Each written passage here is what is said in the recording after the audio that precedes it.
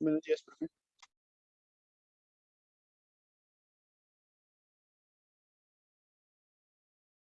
Andrés, buenos días, ¿cómo está? Muchas gracias por la puntualidad. Ya vamos a iniciar entonces la clase en par minutitos.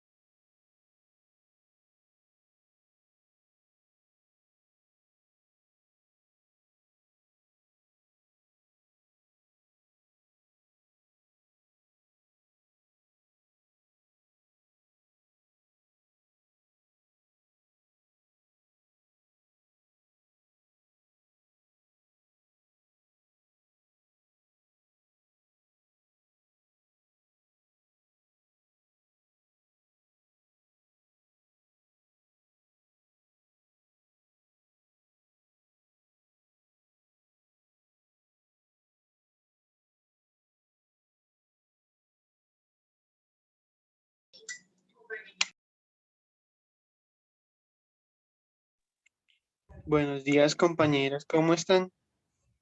Buenos días, Andrés, Nicole, María Paula, ¿cómo están? Buenos días, profe. ¿Viene usted? Bien, muchas gracias. Muy bien, muchas gracias. Vamos a esperar un minuto nomás para iniciar entonces. Es que profe 5, ¿no? O bueno, 4. Es que la monitora no ha llegado. Sí, la monitora no ha llegado, es importante que la monitora esté. ¿Salieron tarde de la clase? ¿Qué clase están viendo antes? Em, Comunicación comunicación corporativa. Ah, corporativa. con Luz Elena. Sí, Sí, señor. señor, con Luz Ah, Elena. bueno, muy bien. Listo, ya está entrando Sebastián. Vamos a esperar un minutico más para poder iniciar. Listo, profe.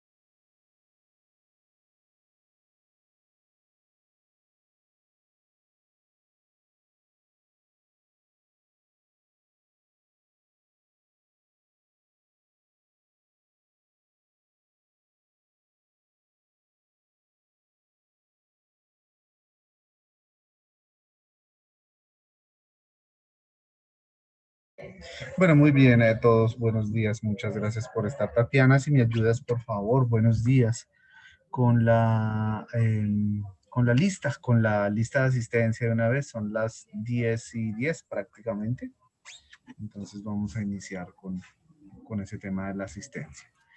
Bueno, muy bien, hoy vamos a hablar de un tema bastante interesante que tiene que ver con ese tema de la cibercultura de una manera muy, muy ampliada, vista no solo desde el tema de los medios de comunicación, sino también de la incidencia que tiene que ver en la vida cotidiana y hablar un poco sobre la construcción de verdad y cómo se construye verdad a partir de las redes sociales, ¿no? Del periodismo digital especialmente, cuando se refiere a estos temas de las noticias falsas y de la consulta de las fuentes.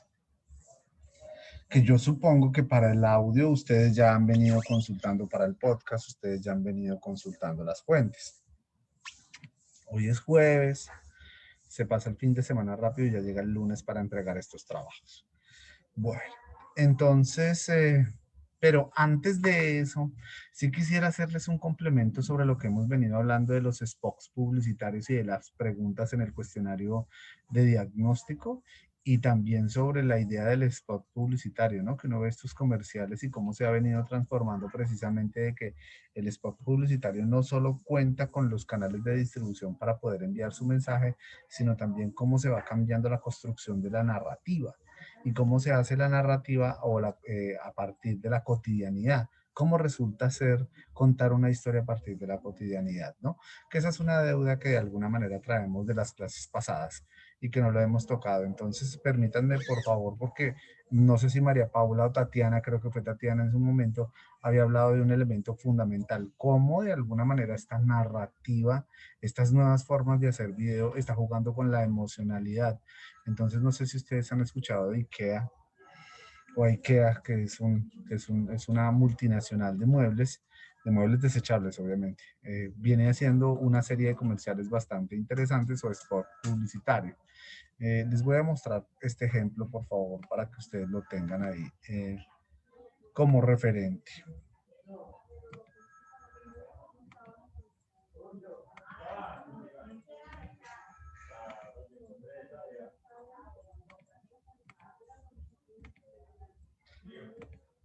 Por favor, me avisan si están viendo y escuchando la pantalla.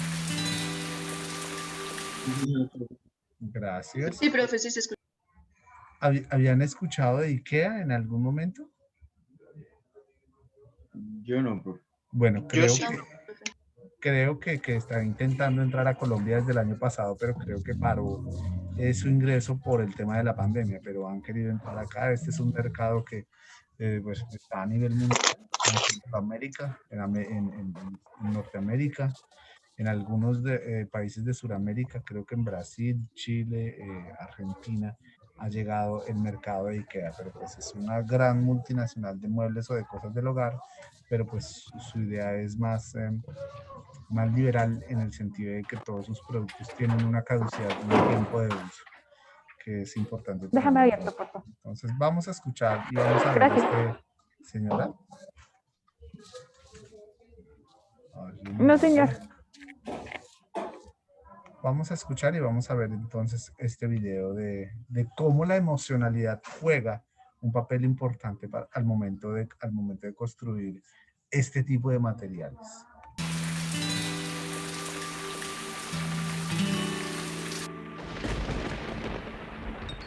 Buenos días.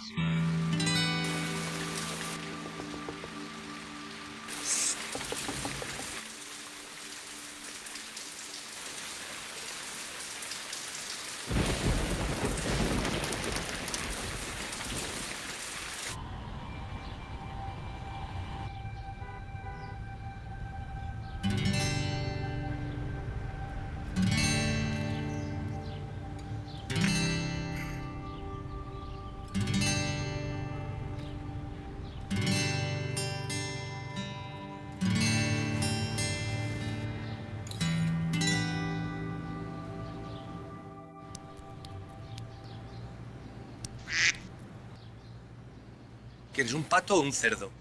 ¿Mm?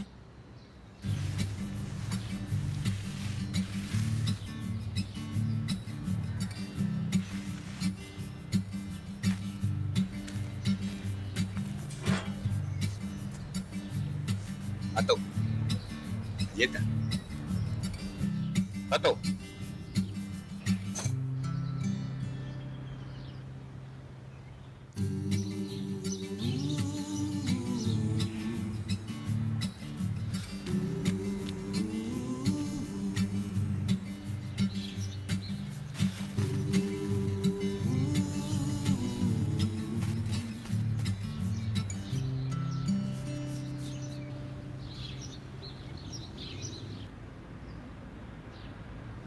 ¿Qué?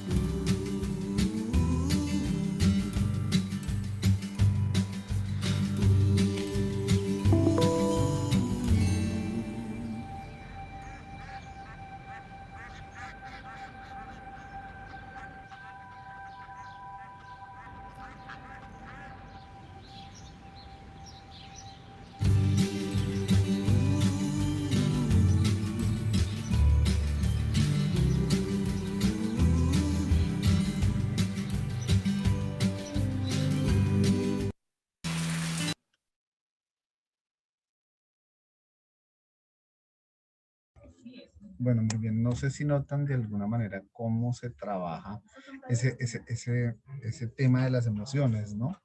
Inclusive no es un libreto en ese spot publicitario, no es un libreto totalmente desarrollado, ¿no? No hay voz, no hay texto, hay simplemente imágenes y cómo de alguna manera esos planos y ese juego de planos y de composición va cambiando o va más bien integrándose a la historia, ¿no? Y cómo va generando una historia a partir de lo que le sucede al muchacho y al vato. Son dos historias totalmente diferentes, pero están entrelazadas en una, ¿no? No sé si ustedes notaron entonces al final la emocionalidad. Nicole, te escuchamos.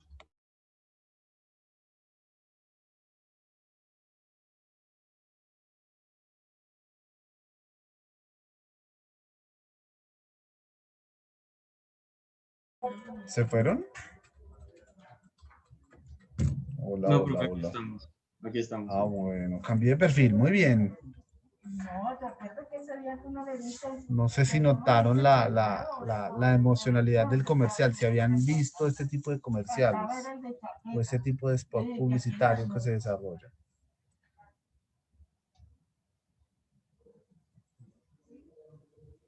Yo no, profe.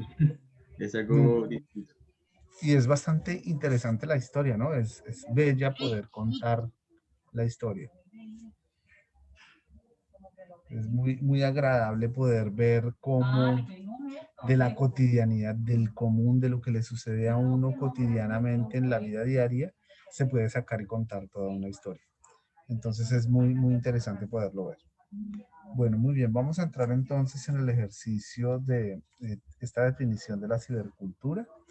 Lo que acabamos de ver era pues como una especie como de deuda de poder mostrar un ejercicio de cómo la emocionalidad funciona en los spots publicitarios o en las nuevas dinámicas de hacer contenido digital. Voy a compartir la pantalla.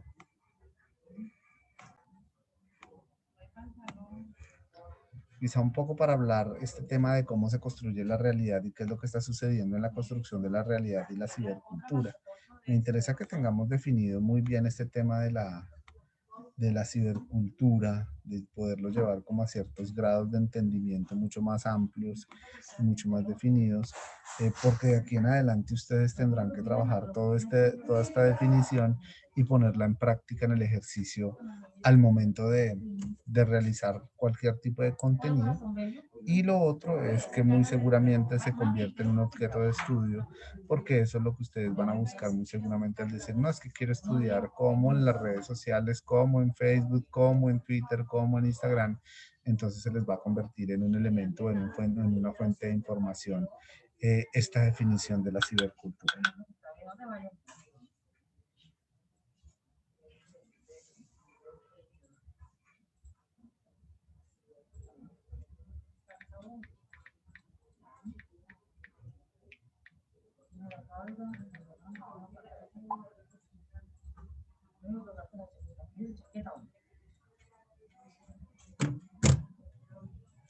¿Qué entienden ustedes por construir la realidad? ¿Qué será la realidad? Esa es la pregunta. Vamos a reflexionar un poco sobre eso.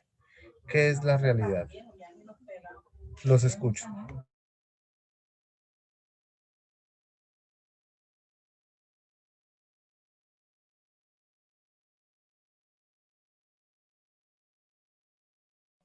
Están muy parcos hoy. Hoy no están tan conversadores. ¿Qué les dio? Profe, la realidad es una construcción social, lo entiendo yo así. Muy bien. Es una construcción social de qué, como de qué elementos, por ejemplo, ¿qué te hace real a ti en la vida y que no seas un holograma? Pues el hecho de que me puedan tocar. Ajá, bueno, muy bien, la Pero digamos existencia que como tal.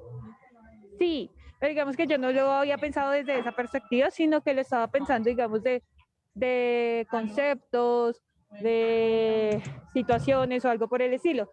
Como un dicho que dice por ahí, como una mentira dicha como no sé cuántas veces, pues prácticamente se vuelve una realidad. Claro que sí. O hay un asunto de la práctica, ¿no? Regularmente hay actividades que se hacen y se hacen pensando en que de alguna manera están están sustentadas en una norma, ¿no? Aquí en Colombia, como somos tan legalistas en todo, todo tiene que ser fundamentado en la norma. Cuando de alguna manera no existe una norma, pero está lo habitual de hacerlo, entonces la costumbre se vuelve ley. Y no, es que yo lo hacía así. Ah, ¿y que por qué? Pues porque siempre se ha hecho así. Ah, bueno, pero no hay un sustento normativo para hacerlo. No, pues la ley no lo dice ni nada, pero ¿por qué lo hace entonces? No, pues porque así siempre se ha hecho y no hay ninguna manera de cambiar. La única realidad, aparte de que de la realidad esa de que todos somos diferentes, que es la única realidad, hay otras realidades. Y otra realidad es que definitivamente la oportunidad de estar es en cambiar esos paradigmas, es decir, el cambio. Uno regularmente no acepta el cambio. Entonces se habitúa es a la costumbre y a la monotonía.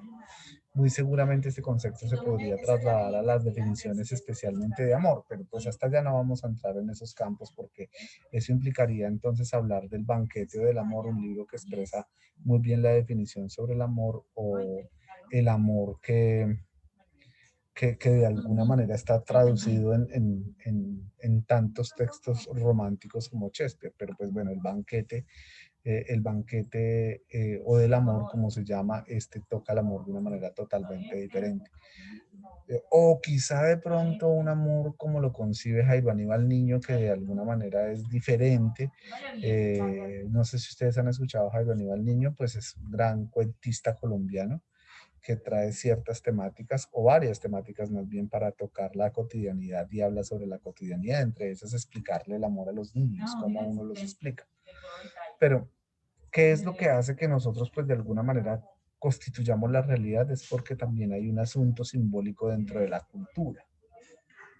Y lo hemos dicho en anteriores clases.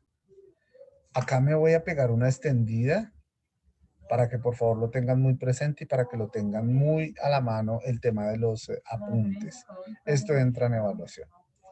Entonces, construir la realidad implica obviamente tener que analizar el carácter simbólico que nos exige la cultura. Ya habíamos hablado de que la cultura no se debe entender como una industria cultural. La definición de cultura no se debe entender como una industria cultural, que es totalmente diferente, sino que la cultura se debe entender más desde las prácticas sociales o desde las prácticas políticas como tal.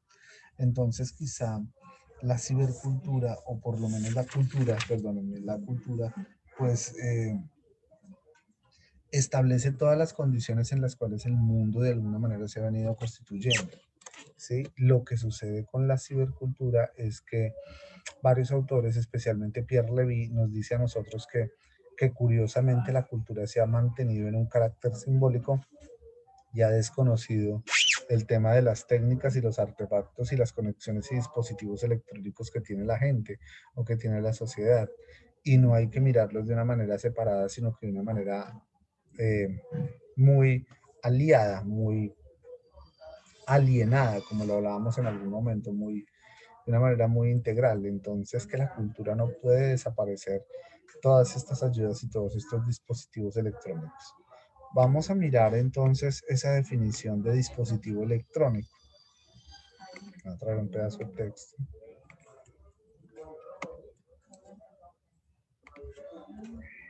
Vamos a hablar de dispositivo. ¿A qué se le llama dispositivo? No es al celular, ¿no? Es al entendido filosófico del tema del dispositivo. Ese dispositivo es un asunto de extensión del cuerpo, ¿sí?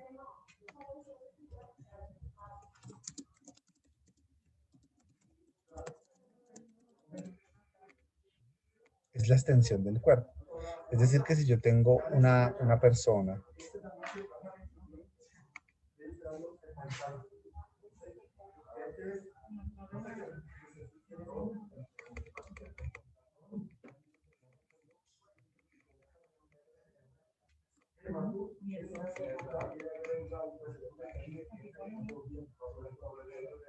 a ver si encontramos una persona por acá.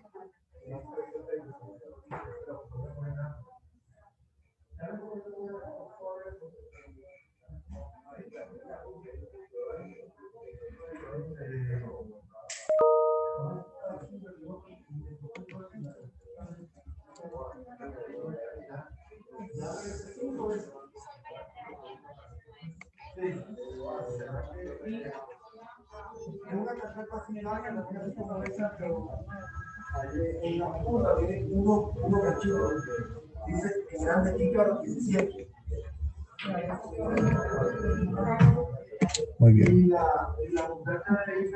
¿Están viendo la pantalla?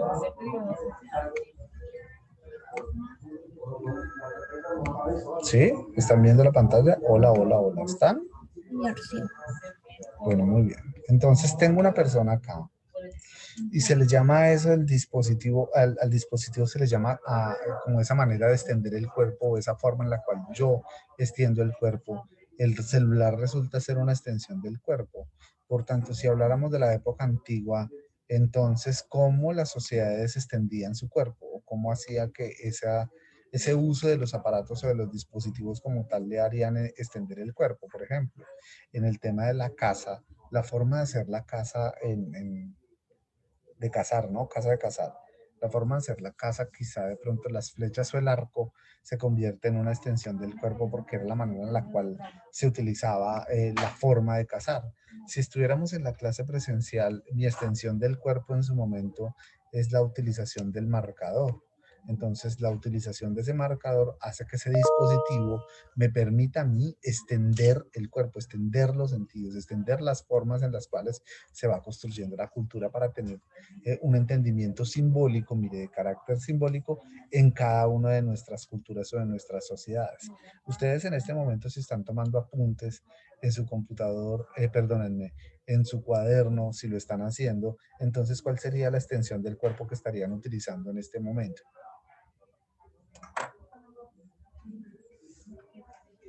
¿Cuál sería? El esfero. El cuaderno Muy o donde bien, el estamos haciendo. cuaderno o el esfero. Entonces, todos los dispositivos, cuando se habla de dispositivo no se refiere exclusivamente a lo electrónico, sino se refiere es a la herramienta o al utensilio o al aparato electrónico que me permite a mí extender el cuerpo y que yo le doy un uso. Entonces ahí hay una construcción de carácter simbólico en el cual yo entiendo las dinámicas de la cultura y cómo se va constituyendo la cultura. Entonces, cuando se construye la realidad, se construye a partir de eso. Se construye precisamente esas alianzas que yo hago, unas alianzas que son hechas por la cultura a partir de la extensión o de la figura de la extensión del cuerpo en cada uno de esos elementos. Entonces, admiremos que este deportista muy seguramente, ¿sí? Es un palo de golf, pues para poder ejercer su actividad deportiva, la extensión del cuerpo le da con el ánimo de poder competir y ser un deportista de golf. Entonces, el dispositivo no se refiere simplemente al dispositivo electrónico, sino a la herramienta o al instrumento que yo tengo para poder ejercer mi propia actividad. Entonces, allí es donde se comienza a construir esa realidad y cómo ese carácter simbólico de la cultura está relacionada precisamente con los dispositivos que yo utilice, electrónicos o no, frente al uso que yo le puedo dar dentro de la cultura. Otra forma de tener o de construir la realidad es obviamente establecer esas condiciones del lenguaje. Entonces los costeños hablan español, pero pues obviamente con un acento muy particular, con un dialecto muy particular. Otro es, por ejemplo, cómo se constituyen las relaciones, las instituciones políticas y de gobierno en torno a una plaza y que todos entendemos en esa plaza o en ese lugar o en ese espacio la formación de la cultura y la formación de la constitución de las entidades públicas o privadas que están alrededor de esa plaza. Otra forma de entender la cultura es obviamente las posibilidades de acceso a las costumbres y a las tradiciones de la gente. Otra forma de construir cultura o de generar cultura es entender las dinámicas del comercio, las dinámicas laborales, como lo vimos en las sociedades. Entonces, todo ese fenómeno de la cultura tiene un carácter netamente simbólico, que Pierre Levy dice, muy bien, estoy totalmente de acuerdo con esa definición. Con lo que no estoy de acuerdo es que ustedes al parecer, y es una crítica, al parecer dejaron por fuera esas técnicas, esos artefactos, esas conexiones y dispositivos electrónicos que también hacen parte de la cultura. Y como también hacen parte de la cultura, pues ¿por qué lo dejaron por fuera? Acá hay todo un territorio en la cultura, pues en la cibercultura no existe ese territorio como tal, si uno quisiera mirarlo así, pero en efecto, él dice, sí hay todo un territorio, que no esté definido dentro de la cultura es totalmente diferente. Pero miren cómo la humanidad también dice y expresa cómo la humanidad se va migrando de una sociedad a otra. Lo vimos especialmente, por ejemplo, con el ejercicio de mirar la sociedad agrícola y luego mirar la sociedad industrial y cómo fue migrando de un lado a otro. Eso es lo que está sucediendo precisamente con la cultura y la cibercultura. Estamos dejando de lado todo el carácter simbólico que representa la cultura para entrar en el mundo de la cibercultura. Entonces, cuando hablamos de la cibercultura, es importante entender un elemento fundamental que se llama ciberespacio. ¿Y qué es ese ciberespacio? Bueno, hablemos del espacio en la cultura. ¿Cuál será el espacio en la cultura? A mí que me determina el espacio en la cultura, ¿qué será?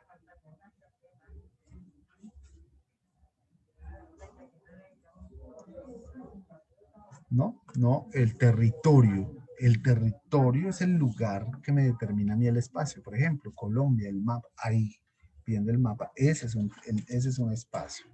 El lugar en el que estoy, lo puedo entender y lo puedo dinamizar porque estoy en él, existe ese territorio. En la cibercultura, el espacio o el ciberespacio, ¿sí? Yo estaba pensando también, pues, aparte del espacio, o sea, el territorio, también las expresiones que se presentan en él. Sí, sin duda alguna. Conforman la construcción de la realidad, sin duda alguna, claro que sí.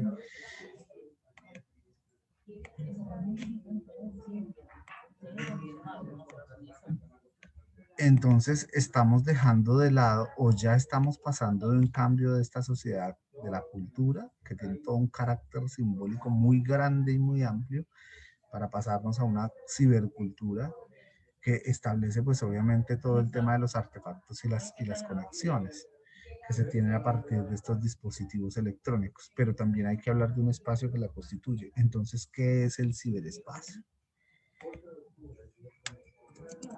Es la red en sí misma. Es la red, es todo ese sistema mundo o ese sistema conectado a través de las redes que están mediadas por qué, o que qué es lo que constituye esa red, esa gran red de conexiones. Me voy a llevar una palabrita por acá para colocarlas. Uno, ténganlo muy en cuenta, por favor, ténganlo muy en cuenta. El ciberespacio pues es toda la red y lo primero que compone toda esa red es el nuevo medio de comunicación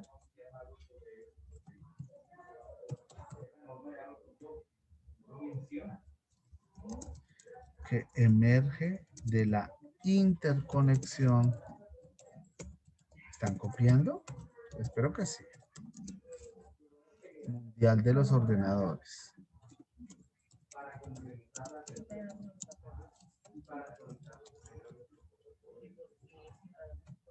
¿Sí? Esa es la primera parte.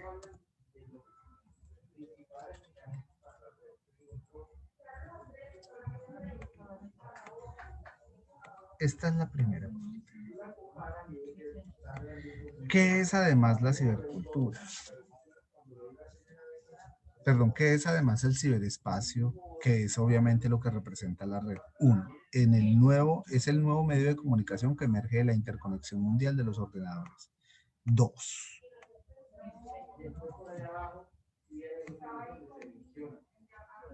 ¿Cómo hacemos con los zapatos?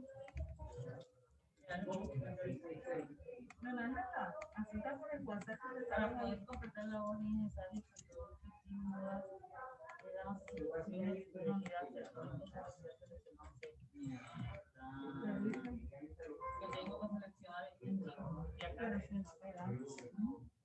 Dos. Es el nuevo mundo, y lo voy a poner entre comillas, oceánico de la información. Es que una cosa es el aparato tangible que me conecta, ¿sí? Como lo que se establece en el primer punto. Y otra cosa muy diferente es la información que viaja por esos aparatos. ¿Sí? Eso hace parte del ciberespacio. Y hay un tercero adicional.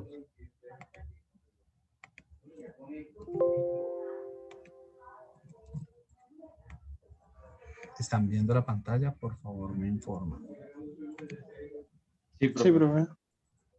Hay un tercero adicional en el ciberespacio. Son los seres humanos que navegan por él, o sea, por el ciberespacio, y lo alimentan. ¿Y de qué lo alimentan? ¿Cuál será la alimentación del ciberespacio? ¿De qué lo alimentan?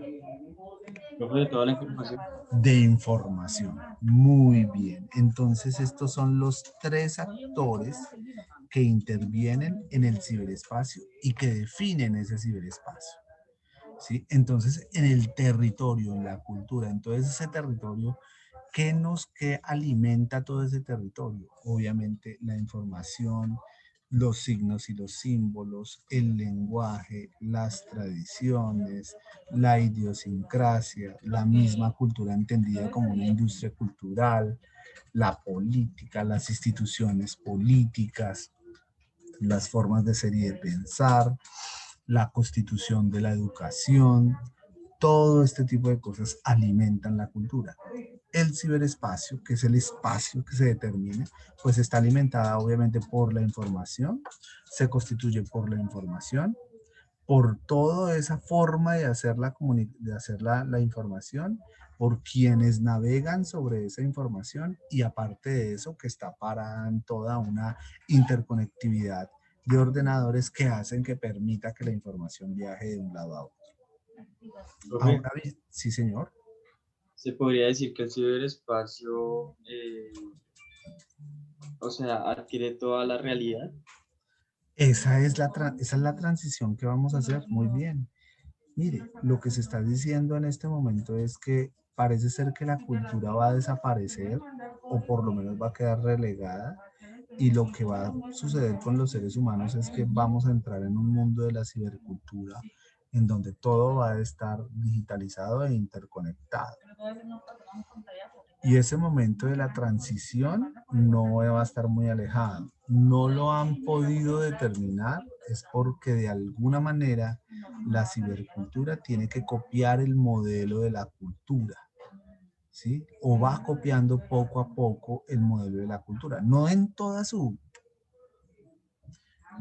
efecto espejo, me refiero a que si existe una cancha de fútbol en la cultura, pues no va a traer esa cancha de fútbol igualita a la cibercultura. No en su efecto espejo, sino que va a tratar de copiar la simulación, cómo se vive en la cultura.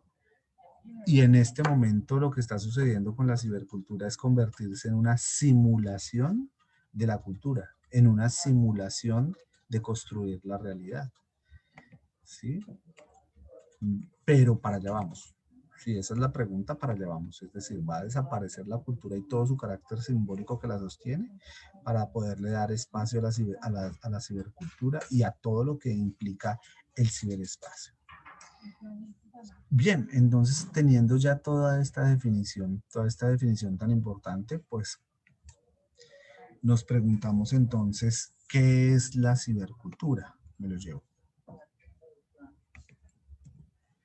para una diapositiva.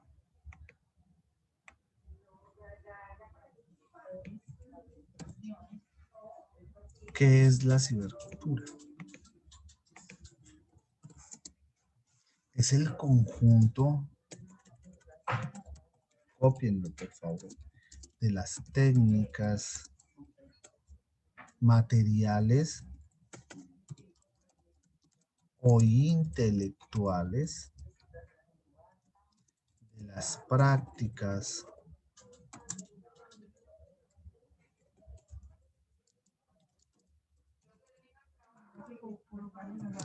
de las actividades, de las actitudes, de los modos de pensamiento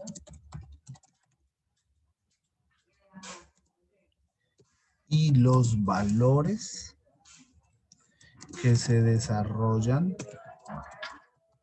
conjuntamente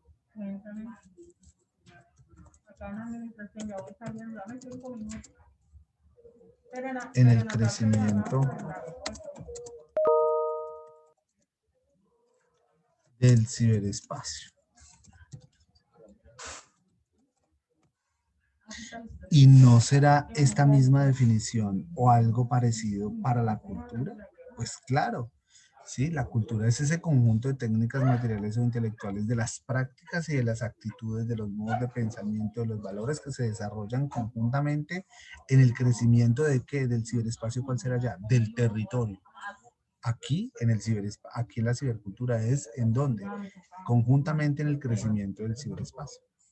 Ahí es donde se va desarrollando todo ese tema de la cultura, ¿sí? Y hay que entender que la cibercultura es un neologismo. ¿Qué es un neologismo, Nicolás? ¿Qué se define como neologismo? Neologismo, profe, primera vez que escucho esa palabra. Bien, apoyémonos entonces en internet. Adelante, búsquenlo, no hay ningún problema. Los neologismos pueden surgir por composición o derivación como préstamo de otras lenguas o por pura invención. Uso de estas palabras o expresiones.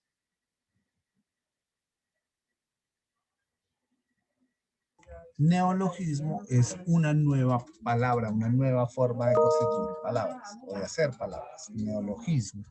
Cibercultura pues es un campo de acción o un campo de investigación o un campo de preocupación de los seres humanos en los cuales muy seguramente ya no va a ser el problema de la cultura y entender la cultura, sino ya se va a convertir en un problema, en un objeto de estudio, lo que define la cibercultura.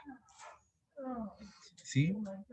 Ahí es donde se va a desarrollar todo el conocimiento o donde se viene desarrollando todo el conocimiento. Este va a ser el lugar de la nueva realidad. Ese va a ser el lugar en un futuro, en un par de años. Creo que la pandemia aceleró ese tema. Ahí es donde se va a construir la nueva realidad.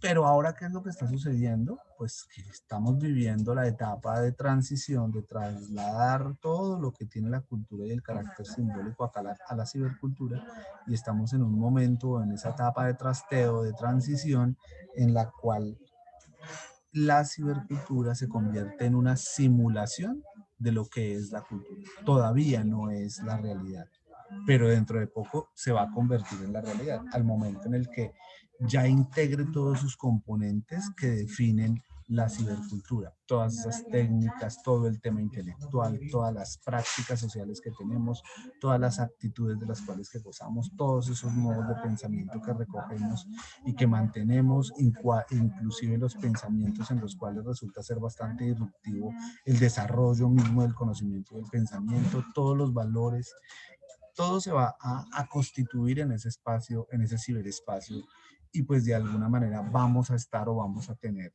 ese mundo del ciberespacio. Ahora bien,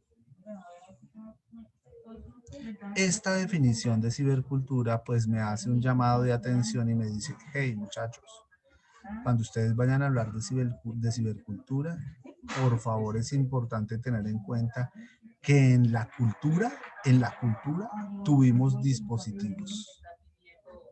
¿Sí? Que en la cultura tuvimos dispositivos, que fue el martillo para poder cazar, las flechas para poder cazar, las armas para poder, no sé, defenderse de los ataques. Tuvimos todo ese tipo de dispositivos en la cultura. En la cibercultura también tuvimos dispositivos, y esos dispositivos pues obviamente son los dispositivos, las técnicas, los artefactos, las conexiones y los dispositivos electrónicos que me van a permitir a mí constituir la cibercultura. ¿Sí ven? ¿Sí entienden en dónde están los dispositivos? Cuando uno habla de los dispositivos, no habla solo de los dispositivos electrónicos. habla de la forma en la cual yo hago uso de aquellos dispositivos, aquellos aparatos, aquellas herramientas que me permiten a mí extender el uso de qué, de mi cuerpo, el extender el lugar o el uso de mi cuerpo. Para eso se le llama dispositivo como tal.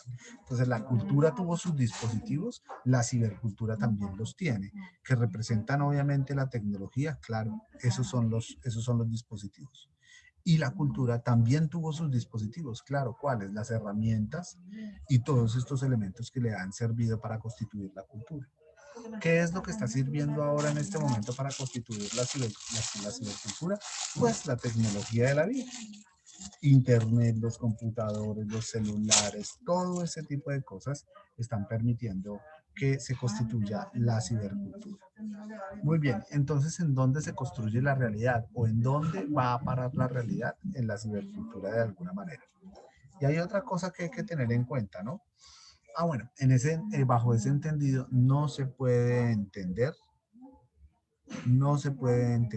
la cultura, no se puede entender la definición de cultura en donde no se puede separar el tema de la tecnología o la tecnologización de los dispositivos o cómo se vienen utilizando los dispositivos. Para nada. No son concepciones o definiciones aisladas o separadas. La cultura va muy arraigada con el uso de los dispositivos. La cibercultura va muy arraigada o amarrada al tema del uso de los dispositivos también.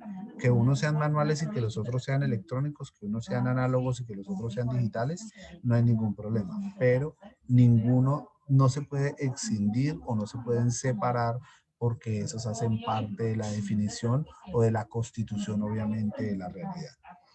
Bien, entonces hay otro espacio fundamental para entender un poco las dinámicas de la construcción de la realidad en términos de periodismo digital o de periodismo virtual. Cuando nosotros hablamos de construir la realidad es porque yo estoy narrando un hecho que de alguna manera me permite a mí entender qué es lo que está sucediendo, ¿cierto? Entonces ahí está el valor de la fuente. ¿Cuáles son los riesgos que se corren en la cibercultura? Por ejemplo, el tema de la criminalidad, lo vimos en la minidofa esta que estuvimos desarrollando en estos días, ¿no? La minidofa nos decía, hay unas enormes desventajas en la cibercultura o por lo menos en la tecnologización de la vida. Cómo yo puedo utilizar, por ejemplo, una identidad falsa, cómo yo me organizo para la criminalidad o la cibercriminalidad, cómo yo me organizo obviamente para la suplantación o la sustracción de información y de identidad. Entonces, en la cibercultura, por lo menos para el caso del periodismo virtual o para el periodismo digital, hay un enorme riesgo y es la construcción de la información noticiosa falsa. Recuerden, un componente de la cibercultura es hacer información, ¿sí? Es hacer. Los seres humanos hacen información y alimentan todo ese ciberespacio. Y pues obviamente los medios de comunicación tradicionales entran acá en la cultura, pues la información viaja y viaja por los medios tradicionales de comunicación. Aquí la información también viaja por los medios de comunicación inmersivos o por internet. Y cómo yo construyo esa realidad y cómo yo construyo esa verdad, ¿no? Entonces es a partir de la fuente. Acá el enorme riesgo es la noticia falsa o la información falsa, que es la que de alguna manera me está permitiendo a mí construir la realidad. Es la información la que me permite construir la realidad. Lo que pasa es que hay una información falsa que tergiversa la realidad, que pone en riesgo la realidad. Es eso lo que viene sucediendo. Entonces es importante darle el valor a la fuente y de dónde se construye el tema de la fuente como tal. ¿Sí? Entonces, cuando yo estoy en la cultura, ¿cómo hago yo medio de comunicación y cómo yo consulto las fuentes? Entonces, vamos a poner un ejemplo muy concreto. El mismo accidente de la 34, de la 35 con séptima, ahí al frente de la universidad. El bus de Transmilenio y un carro particular. Si sucede eso, ¿cuál será la fuente primaria que yo debo de consultar? Sus aportes.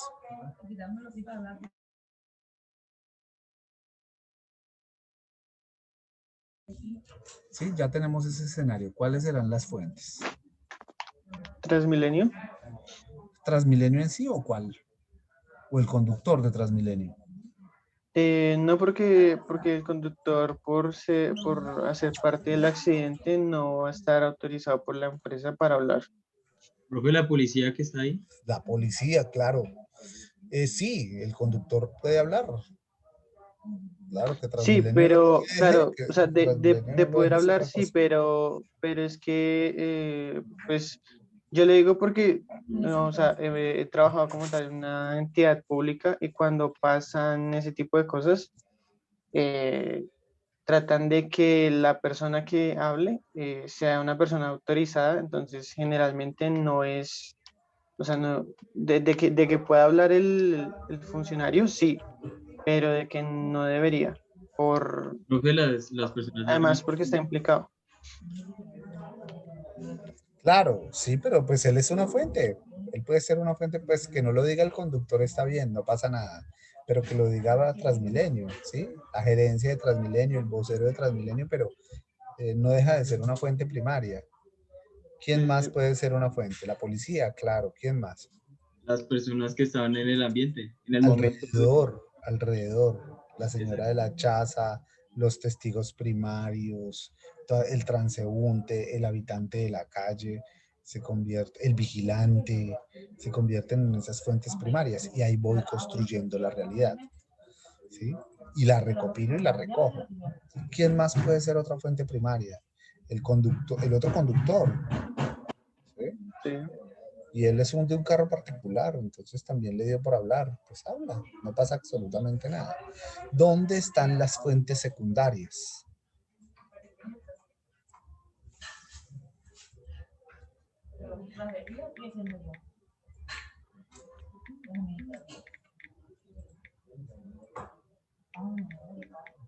¿Cuáles podrían ser unas fuentes secundarias?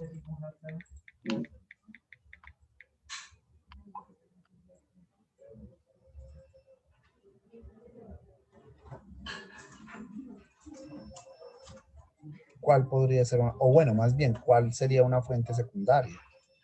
¿Conocen las fuentes? Si no las conocen, o los tipos de fuentes, no hay ningún problema, no pasa nada si no lo conocen, no pasa nada.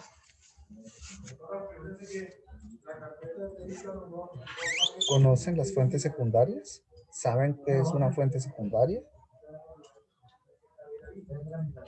No pasa nada si no lo saben.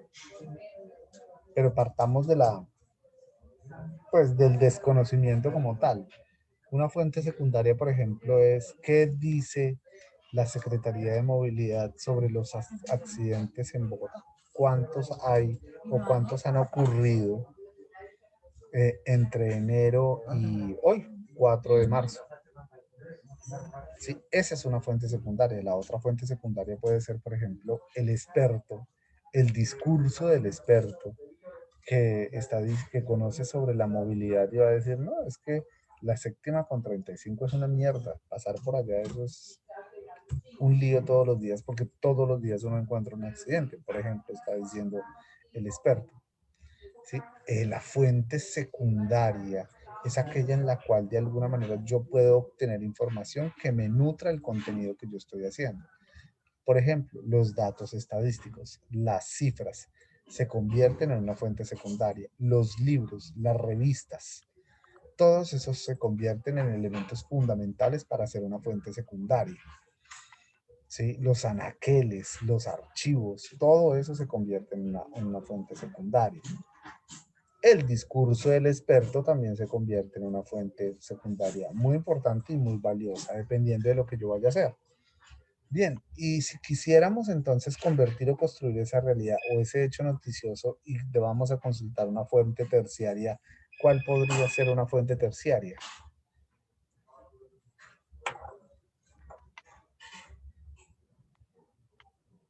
A ver, ¿no? ¿Tampoco? La fuente terciaria Profe, no sé si se, se puede obtener en o sea, las cámaras del lugar, los videos. esa es una fuente Potencialmente secundaria. Esa es se una puede. fuente secundaria. Muy bien, los videos.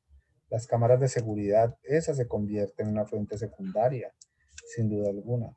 Las fuentes terciarias, por ejemplo, son aquellas en las cuales yo hago investigación arqueológica o hago investigación sobre monumentos, iglesias, obras de arte, vestigios, ruinas, monedas, museos.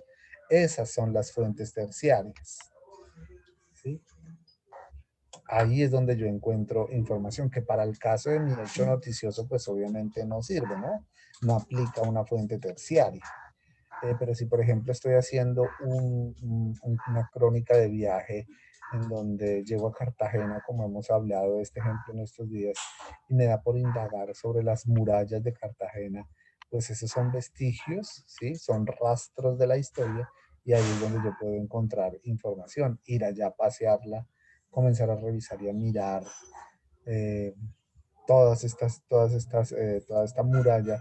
Eso hace que se convierta en una fuente terciaria de gran valor para yo poderla hacer, para yo poder comenzar a construir toda una historia en torno a a las murallas de Cartagena. ¿Sí? ¿Entendido lo del valor de las fuentes? ¿De dónde es que yo saco la información? Sí, sí, señor. Muy bien, entonces a partir de ahí yo comienzo a construir realidad o a construir verdad. Ahí esto es lo que me da el valor de la verdad, ¿no? La construcción de la verdad como tal, ¿no? Porque tengo toda esta información. De allí la importancia, obviamente, de cuando yo hago mis trabajos de investigación, y cuando me refiero a mis trabajos no es a los míos propios, sino a los de ustedes, es que obviamente yo no me atribuyo esas definiciones propias, sino que yo le otorgo esa definición, es a quien me la dice. Entonces, cuando ustedes están, por ejemplo, hablando de esa noticia de la 35 con séptima, ustedes no van a decir, no, es que yo estaba acá y vi el accidente. No, no, no, no. Ustedes van a decir, el policía acaba de informar o acaba de decir que se produjo un accidente por tal y tal y tal y tal razón. Entonces le atribuyen la verdad a quién. Se le están atribuyendo al policía. Él es el que está diciendo la verdad. Lo mismo sucede con los trabajos de investigación. ¿Sí? Yo no me atribuyo ese conocimiento. Yo soy feliz acá escribiendo y bajando de internet y copiando toda esa información, ¿sí? De una manera en la cual yo digo, no, pues mire, ya entregué mi proyecto de investigación. No, no, no, no. El proyecto de investigación precisamente lo que busca es construir conocimiento a partir de lo que están diciendo otros autores sobre ese problema y yo estoy recopilando esa información de manera ordenada y coherente. Ese es el valor de la investigación, en el cual yo reconozco una verdad, pero que no es atribuida a mí, sino que es atribuida a otro que la dijo y que yo la estoy trayendo para mí. ¿Sí? Ese es el valor de la información. ¿Cuándo se va complejizando? Esta es la cultura, ¿no? Estamos hablando desde la cultura. ¿Cuándo se complica el tema? En la cibercultura, cuando esta información que yo tengo acá, esa construcción de verdad, esa construcción de realidad, pues pasa a una noticia falsa. Pasa a una información falsa.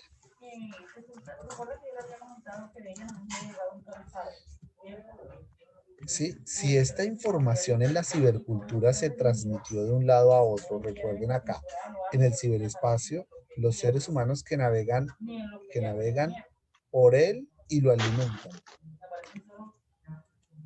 Por él, nos referimos por el ciberespacio, que navegan por él, vamos a ponerlo entre paréntesis para mejorar, ¿no? Para mejorar la relación, la redacción, perdón. Navegan por el ciberespacio y lo alimentan, recuerden. Entonces, esa noticia que acabamos de decir, pues también navega, ¿sí? Navega por acá, por el ciberespacio. Y es verdad, porque eso sucedió, se consultaron todas las fuentes. Pero cuando esa información es falsa y también navega por el ciberespacio, por la cibercultura, ¿qué está sucediendo con la realidad? ¿Qué sucede si esa información fuera falsa? Si, por ejemplo, acá al periodista o al que está haciendo esa información le dio por decir que fallecieron 3 personas en las que iban en el ZIP o en el Transmilenio, cuando eso no sucedió. ¿Cómo yo estando acá en Barranquilla, sabiendo yo que la 35 con séptima es un asunto delicado de movilidad, entonces pues yo me creí el cuento de que allá murieron 3 personas? Y pues muy seguramente eso no fue lo que sucedió, ¿no? Entonces, ¿cómo se construye realidad y verdad a partir de una información? Entonces, esos son los enormes riesgos que estamos asumiendo con la cibercultura, que parece ser que esta información que está viajando del todo no es cierta. No toda, obviamente, no toda, pero sí hay una práctica. Por ejemplo, en la política, Nicolás nos puede ayudar a ampliar cómo funciona eso de, de, de, de notorio, ¿no? Cómo se construyen verdades a partir de un lado y del otro. Cómo le endilgan a Uribe cosas que él muy seguramente no ha hecho. Y cómo le endilgan a Petro cosas que él muy seguramente no han hecho. O cualquier otro político, ¿sí? Entonces, ¿cómo la cibercultura viaja? Ahora bien, el problema del periodismo es precisamente atacar la información falsa. ¿Y cómo hace para atacar la información falsa? Pues otorgándole la credibilidad en el sentido de que los portales que de alguna manera son confiables se conviertan aún en mayor confiabilidad para consultar la información. Hay portales que se dedican precisamente a cazar las noticias falsas. Miremos. ¿Han escuchado ustedes de alguno? ¿De algún portal que cace noticias falsas? Hola, hola, hola. ¿Me escuchan? No, profe.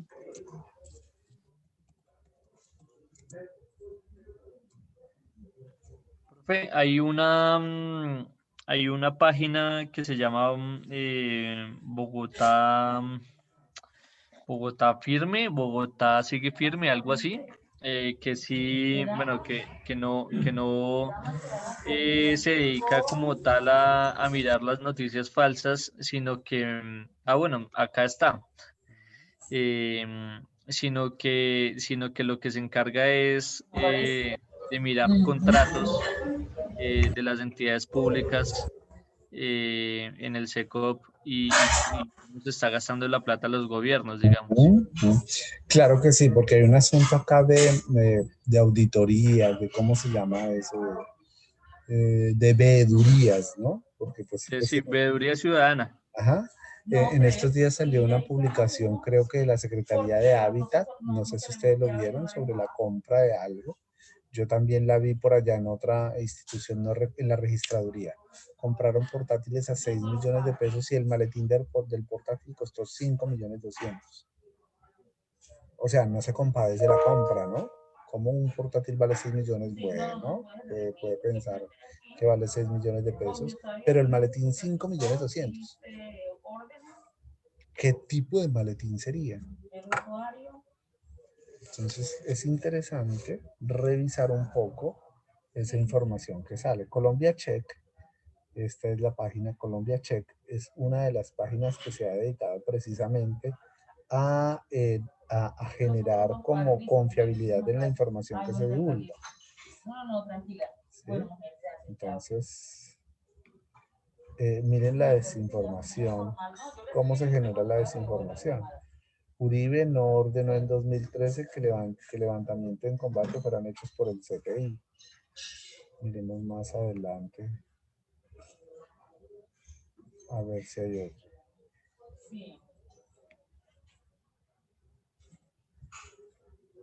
Mírenlo acá. Entonces acá.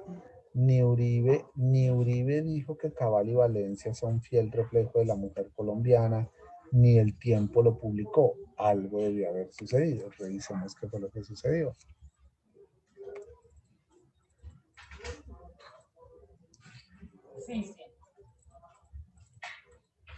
Mire, entonces sacan una información falsa utilizando toda esta creatividad del tiempo o toda esta, ¿cómo se llama? Piezas digitales del tiempo, en donde dice María Fernanda Cabal y Paloma Valencia son el fiel reflejo de la mujer colombiana, Álvaro Uribe Vélez. Y sacaron un trino, un Twitter. Entonces esta señora contesta, respete, genocida a la mujer colombiana. A mí no me representan esas arpías desquiciadas. Y me imagino que esta información se viralizó en cantidad, ¿no? El sistema red, el sistema mundo, el ciberespacio. Increíble, este señor no tiene ningún respeto por la mujer colombiana. Hágame el centro democrático, por favor. Mire cómo se va difundiendo la información. ¿Sí ve? Entonces, pues Colombia Check, ¿qué es lo que tiene que decir? Ni Uribe dijo que Cabal y Valencia son fiel reflejo de la mujer colombiana. Ni El Tiempo lo publicó. ¿Por qué? Porque utilizan los logos o la información de las empresas para poder generar información falsa. Miremos más, a ver qué podemos encontrar. Políticos, ¿no? Y la gran mayoría son políticos.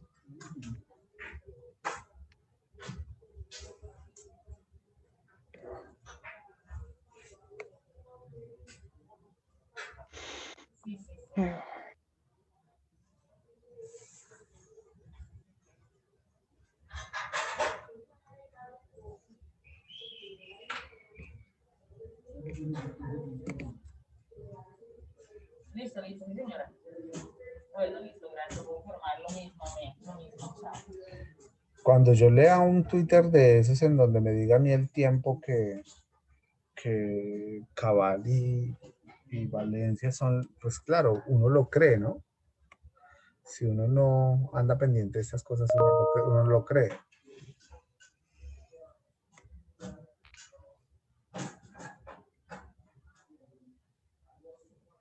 Bueno, esta no merece mayor explicación.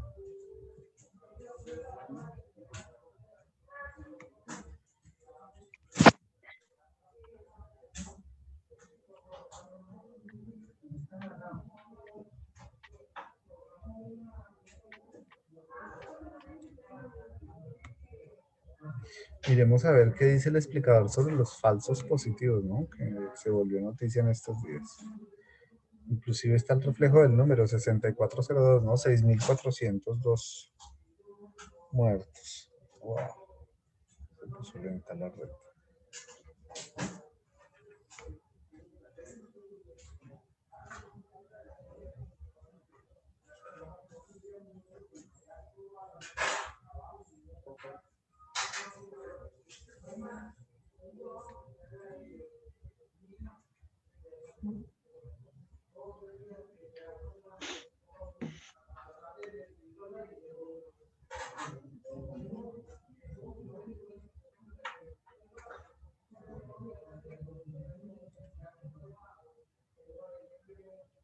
Bueno, muy bien.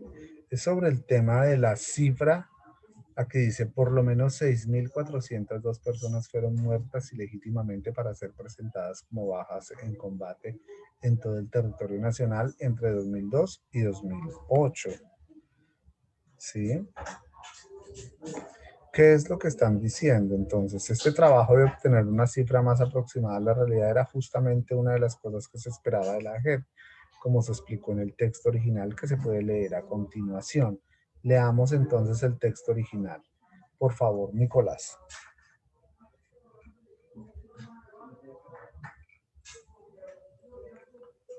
Texto original. Ya pasaron casi 11 años desde que estalló el escándalo de los llamados falsos positivos en Suacha, Cundinamarca, en el que jóvenes desaparecidos en este municipio fueron asesinados y presentados por el ejército como guerrilleros muertos en combate en Ocaña, norte de Santander.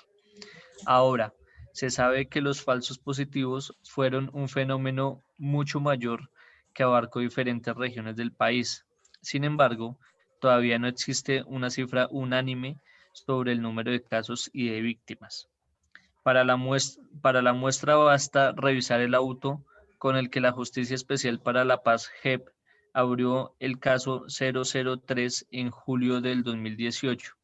La Sala de Reconocimiento de la Jurisdicción Transicional citó datos del Centro de Investigación y Educación Popular, CINEP, que registró 1.741 víctimas de 1984 al 2011.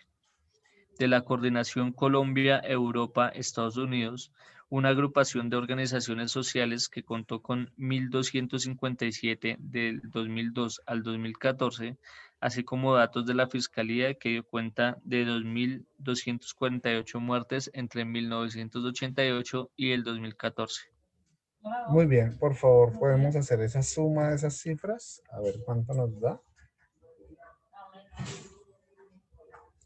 Si sumamos 1741 más 1257 más. ¿Había alguna otra? Son 3. 1741, 1257. 2248. ¿Cuánto? 2248. 2248. 88. Da 5200, va 5246. Sí. 5246. Eso quiere decir que la cifra es aproximada, la cifra no es un dato real, ¿sí? Los 6402 es una cifra aproximada, ¿sí? Entonces, ¿cómo le endilgan verdad al momento de revelar este tipo de cifras y de revelar los medios de comunicación las cifras, ¿no? Pero la idea es que podamos revisar un poco ese tema de cómo se construye verdad a partir de una información que es falsa y que utiliza los logos de las entidades o las piezas publicitarias de los medios de comunicación, o del cuerpo, o más bien del diseño o de ese manual de diseño que tienen los medios de comunicación para sacar verdad. Hay otros portales que vienen trabajando ese tema, como por ejemplo la Liga del Silencio. Vamos a revisar la Liga del Silencio que ha venido publicando. No sé si han escuchado la Liga del Silencio.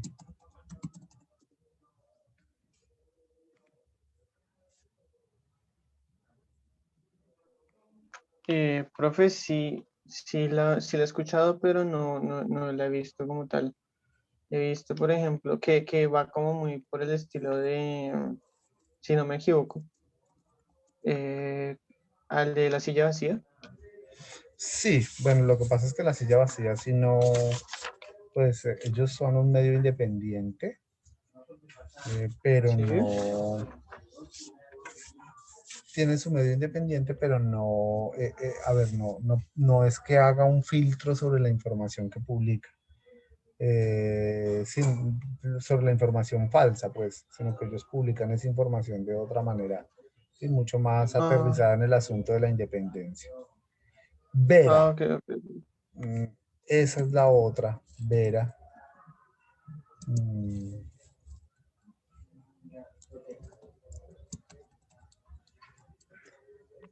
Hace función la voz de la verdad en la radio colombiana, Vera.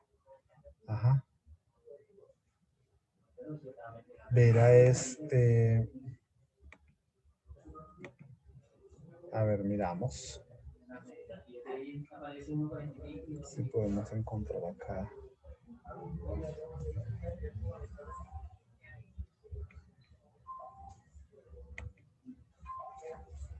Escuchemos, no sé si ustedes habrán visto, pero yo sí lo he escuchado en los medios de comunicación.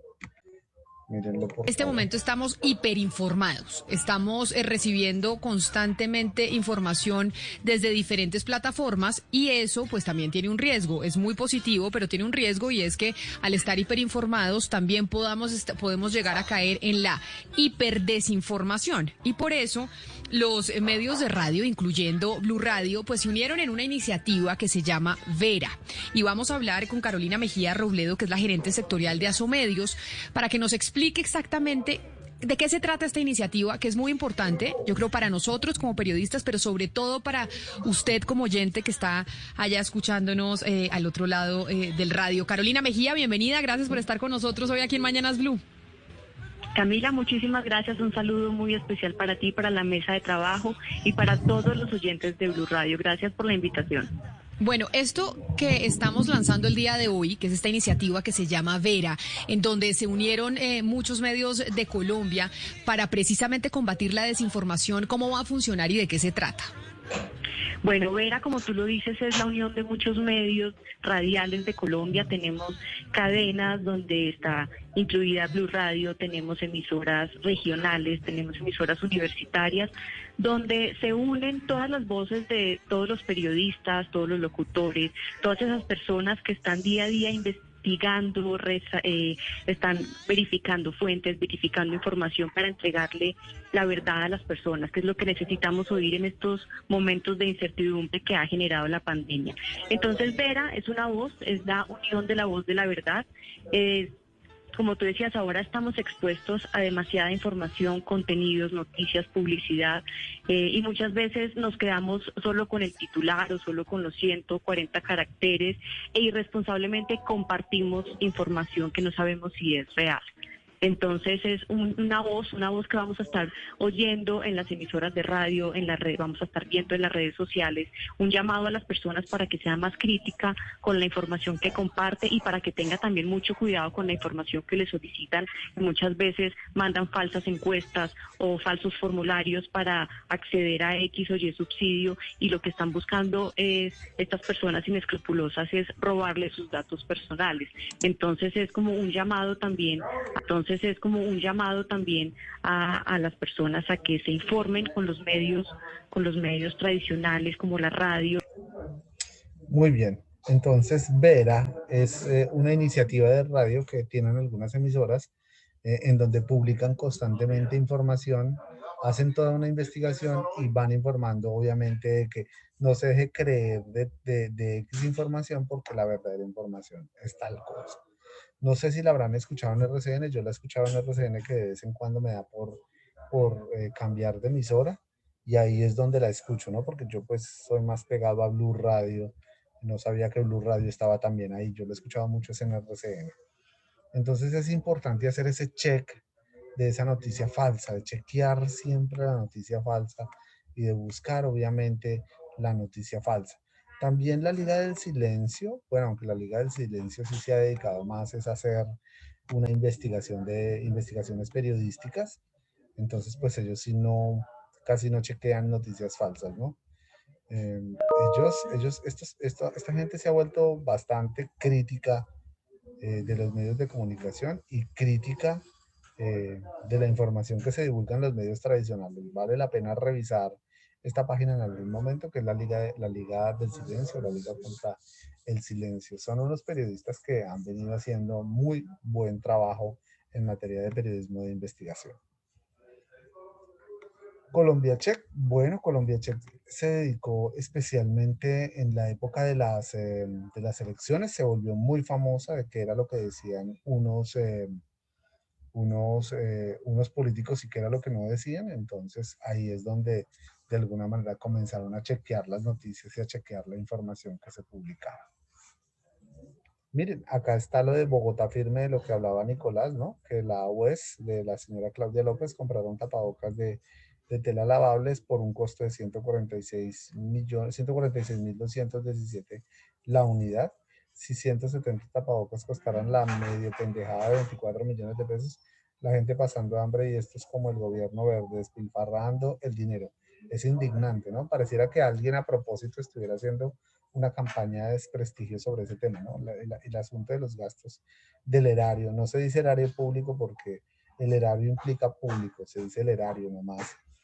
Los gastos del erario, pues de alguna manera ahora la gente es muy cuidadosa porque pues son los recursos obviamente de todos, aunque no deja de faltar por ahí el que trata de hacerle la trampa.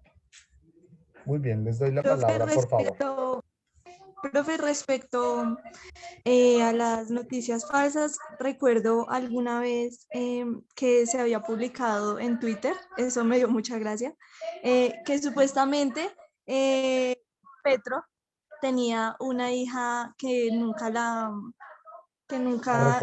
sea, que nunca, exacto, y pusieron la foto de una actriz porno.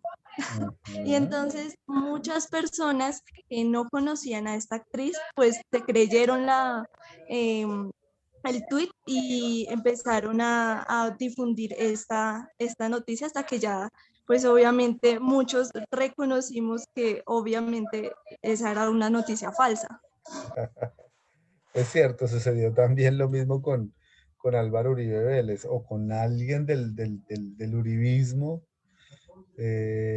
Creo que fue con la muerte del ministro de Defensa, que pues que salía una persona, pues obviamente, un muchacho, era un muchacho, sin camiseta ni nada, pero pues, muy normal y lamentaba mucho la muerte de lo que había hecho, de la muerte de este señor, del exministro de Defensa, que había hecho mucho por el país, que pertenecía a un gran partido como el Centro Democrático, bla, bla, bla, y una cantidad de cosas, y todo el mundo comenzó a comentar, y al final por ahí en algunos comentarios, alguna gente se reía porque decía que la gente no se daba cuenta que era un personaje, que era un actor porno, y que pues que esa era una noticia o un comentario falso sobre esa noticia. Si se dan cuenta cómo de alguna manera viaja la información, cómo opera y cómo funciona, esa es la lucha. Entonces, en ese caso sí es importante tener en cuenta de que todo invento trae su accidente. Entonces, en este caso de la cibercultura y de la tecnologización de la vida, pues claro, nos dio la posibilidad de la información, pero también tiene su accidente que está en la desinformación, también desinforma y construye realidad.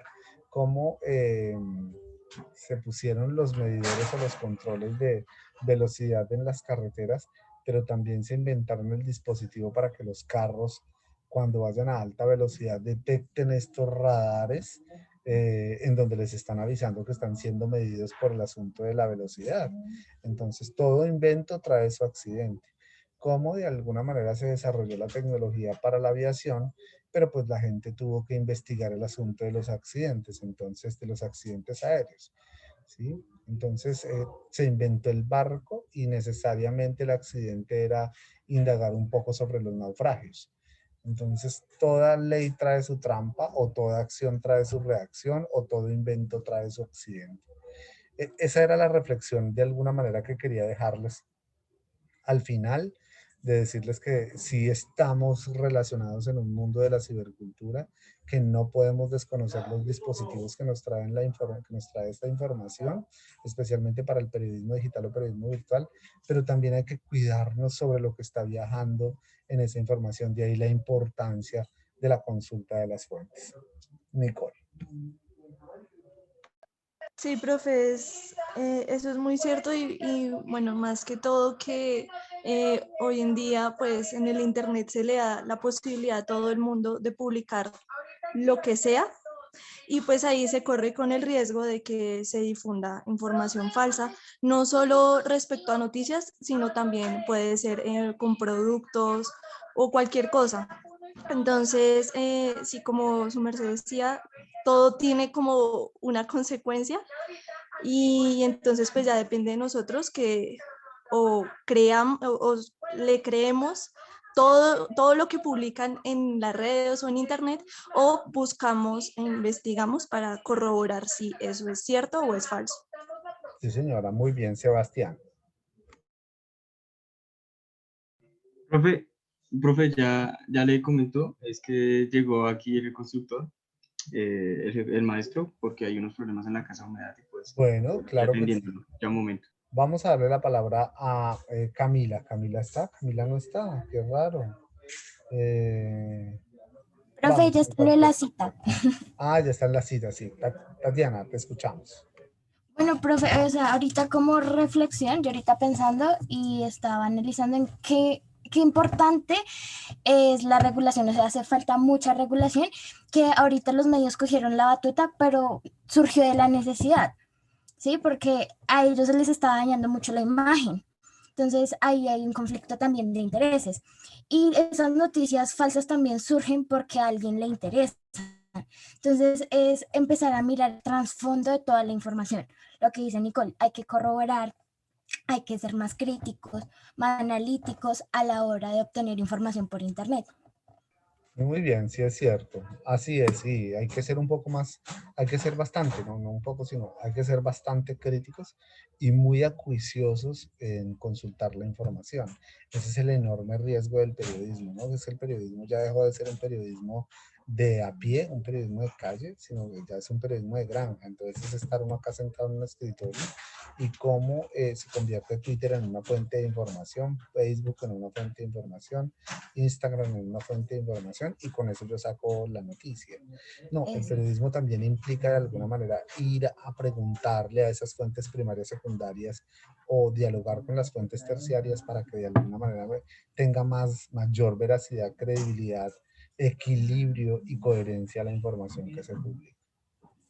Profe, y a eso también le quería sumar, es que debido a esta evolución tecnológica, en este momento, todo mundo que tenga acceso a una herramienta como el celular, cámaras, entre otros dispositivos, es un periodista.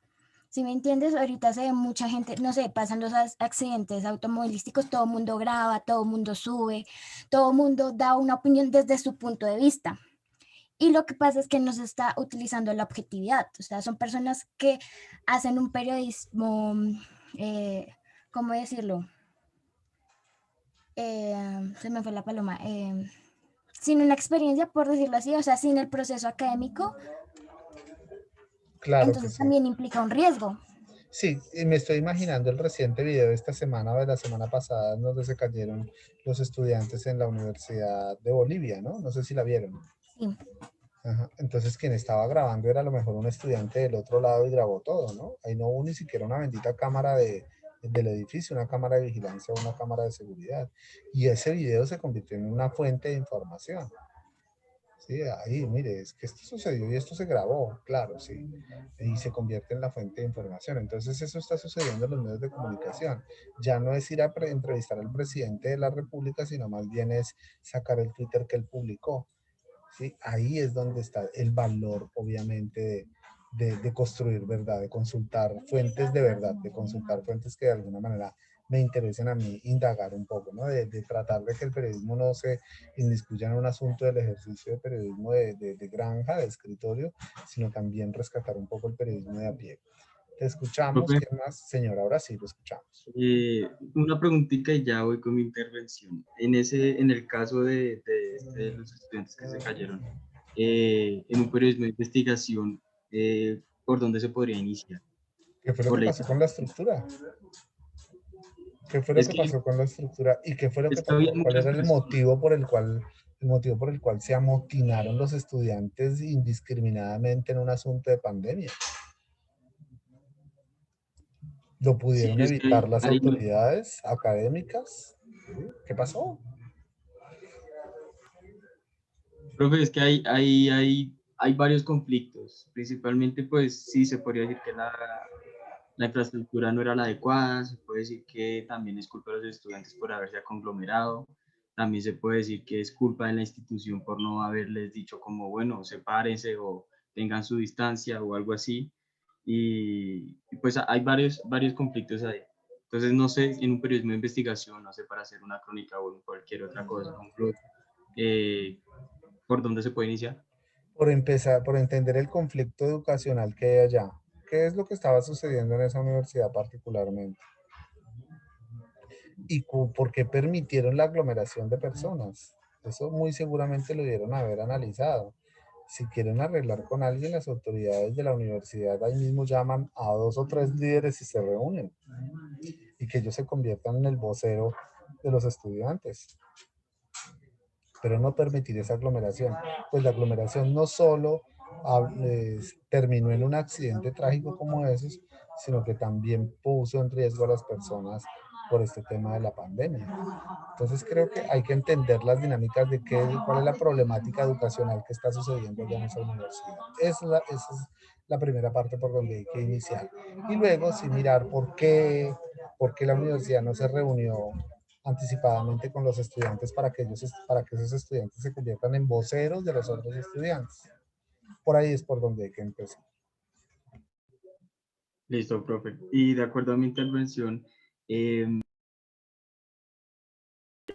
hoy en día cualquiera es un periodista, cualquiera puede subir a redes una información, ya sea verificada o no, y cualquiera se lo puede creer, lo que genera ya una comunidad de personas mayores comúnmente que comparten y siguen compartiendo con sus conocidos, con su círculo, de por lo menos 150 personas, como lo hacíamos antes, y pues se va viralizando una noticia que no es cierta.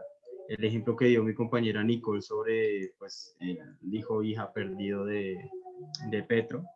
Y sí, o sea, nosotros como periodistas, a pesar de ya no dar la información de primera mano, necesitamos es desmentir todo esto con nuestra redacción, con nuestros videos o pues con nuestras intervenciones durante nuestra carrera. Muy bien, ser bastante responsables en eso, ¿no? Ahí hay un compromiso no solo profesional, sino también ético. Y me parece interesante estas reflexiones que recogemos hoy, ¿no? Entonces, esa era mi conclusión, como dejarles un poco de que en la cibercultura está sucediendo algo, sí, está sucediendo algo, pero que pues aparte de todos los beneficios que encontramos, también hay unos riesgos y que pues detrás de todo eso pues hay un ser humano que está alimentando ese ciberespacio, que es toda esa información y pues por ende o nos convertimos en unos abanderados de compartir información veraz y oportuna, veraz especialmente, que sea verídica, o nos convertimos en unas personas que de alguna manera indiscriminadamente comparten información así porque sí, sin tener en cuenta la fuente de información que estoy nutriendo o que estoy consultando.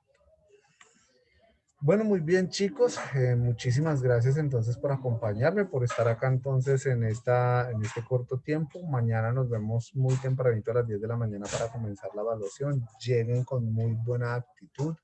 Como les digo, va a ser una evaluación un poco larga, extendida. Vamos a tratar de hacer un escape room que recoja pues de alguna manera o poner en práctica todos los ejercicios las definiciones que hemos socializado durante estas 2 semanas. Ya estamos a mitad de módulo, entonces vamos a entrar en la etapa un poco más complicada porque sí implica dejarles unas tareitas, que es hacer el podcast, que es hacer una página web, que es hacer un artículo, que es hacer una crónica, un reportaje, que es hacer un videoblog, que es al final, que es hacer una infografía y jugar un poco con los datos y las estadísticas para infografías. Entonces esperamos que estas 2 semanas sea el tiempo suficiente para poder hacer todo lo que implica. Bueno, ¿preguntas, alguna cosa así? ¿No? Profe, yo quería Sí, agregar algo último antes de cerrar la clase, y es que, claro, bueno, con gusto. Bueno, hay una red social que es muy popular, que es TikTok, y en ella pues hay mucho acceso. He visto muchos niños que son usuarios de esta plataforma, ¿no? Y al tiempo me he dado cuenta también de que se suben allá varios TikToks, varios videos que son que de alguna manera ponen en riesgo también a los niños, y no solo a los niños, sino a las personas, porque se cree todo lo que suben, se cree. ¿A qué me quiero referir con esto? Alguna vez, bueno, he visto varios TikToks de lo mismo. Entonces dice, bueno, si quieres atraer a tu pareja, entonces tienes que hacer esto, esto y esto, enterrar esto, hacer lo otro, o duerme, pon un espejo debajo de tu almohada para poder soñar con tu ex, o no sé, ese tipo de cosas, y muchas veces se practica, Me se estoy cree riendo, y me se estoy riendo de lo que cuentas. Sí, sí, profe, he visto mucho de eso. Y bueno, también pues hay un espacio para las personas que practican brujería, ¿no?